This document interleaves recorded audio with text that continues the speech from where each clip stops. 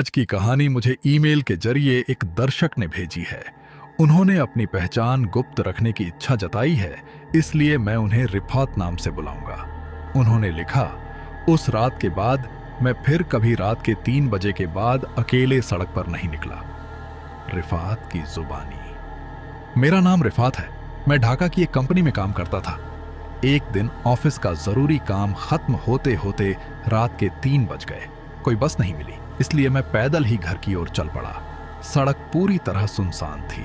तभी अचानक मेरे सामने एक पुरानी सीएनजी ऑटो आकर रुकी।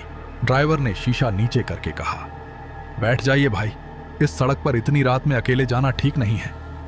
मैं ऑटो में बैठ गया। कुछ देर बाद अचानक मेरी नजर गई। ऑटो में मैं और ड्राइवर के अलावा एक और आदमी भी बैठा था। अंधेरे की वजह से पहले मैंने उसे देखा ही नहीं था। मैंने पूछा, भाई साहब, आप कहां उतरेंगे? उसने कोई जवाब नहीं दिया। मैंने दोबारा आवाज दी।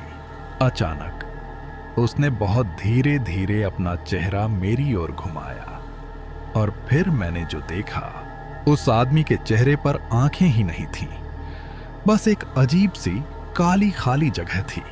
मैं डर के मारे ड्राइवर से बोला, गाड़ी रोकिए, मुझे यहीं उतरना है।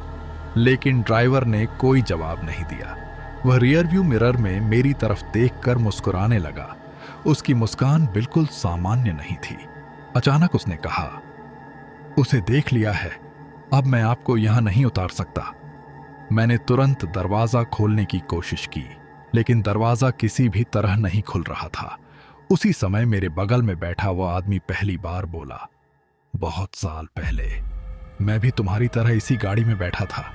उसके बाद क्या हुआ, आज तक मैं किसी को नहीं बता पाया। अगली सुबह लोगों ने मुझे सड़क के किनारे बेहोश पाया, लेकिन सबसे हैरानी की बात यह थी कि उस रात उस सड़क के किसी भी सीसीटीवी कैमरे में उस सीएनजी का कोई फुटेज नहीं मिला।